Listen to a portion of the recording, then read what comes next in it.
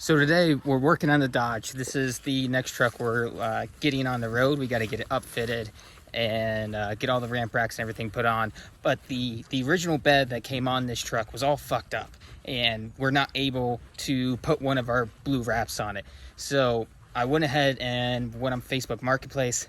I found another bed and another 8-foot bed. So we swapped the beds out.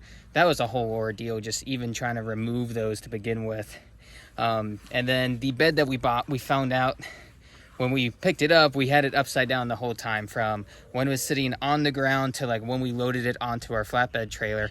And what we didn't realize or pay attention to, because when we did this, it was pouring rain. So we just wanted to get it loaded up on the trailer and then hauled back to the shop.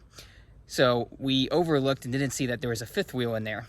And this fifth wheel wasn't originally supposed to be in here. It was fabricated. Somebody came in and welded additional supports in there to hold the fifth wheel in place, because most of these beds will have the square hole cut out for it. So we're thinking this bed came off of 1500 because it didn't have the fifth wheel framing that lines up with the fifth wheel framing on the actual frame of the truck itself.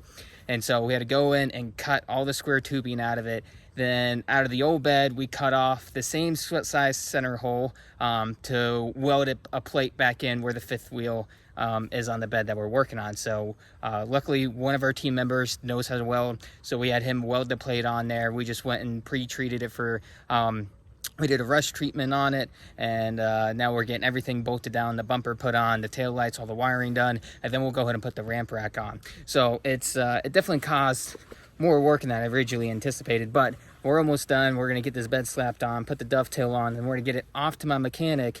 And the AC is working intermittently because on these Dodges here, the blowers will go at them along with the key switches in the cab of the truck. So it's a common Dodge problem. So we have to go bring that over there to have the blower swapped out and potentially the key switch. So that way, when we go to put somebody in here, one of our guys, like, they're gonna have AC, because I will not put a truck on the road that doesn't have good AC in them. Like, these guys are working in this Florida heat. It gets well over 100 degrees during peak summer and it is miserable. Having that AC really helps with stamina and just keeping you going throughout the day. So I won't put a truck on there if it doesn't have it. So once the AC is on there, we'll have a few more days of upfitting all the additional racks that go on there, and then we'll put it on the road, put the charging system in it, and we'll have a functioning service truck to help increase our capacity so we can acquire these next set of clients that we're looking to acquire before we end up the season. So we got about roughly 80 to 100 clients we're looking to add on to our schedule. I haven't double checked to see where we're at on our current client count and labor hours for each week, but we're looking to hit right around 400 clients at the end of the season. That'll put us in a good position for upsells when we go into winter, which is going to help keep our cash flow balanced out and to where we're not losing money going into the winter time. And there's some other seasonal services we're going to offer to help keep demand and help keep the cash flow going. So when we go right into spring, like, we're not coming out of a cash deficit, which crashes a lot of businesses in our industry, is that fourth quarter in the winter season. So this is all part of that plan. Just continue to add volume of clients on so we have more people to upsell to and more people to get work for our team members during the slow season. And then come next year, we'll probably add maybe one more truck on. We're probably going to stay with the 4 for quite some time, hit capacity, raise prices, and then once we do that, well, then we'll look at adding a 5th truck.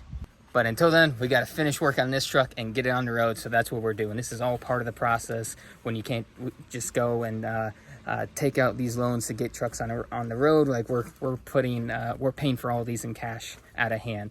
So we're doing that so we don't have a large debt liability. Again, as we go into the winter season, the less fixed expenses you have, the safer you're going to be and the more profitable winter you can have.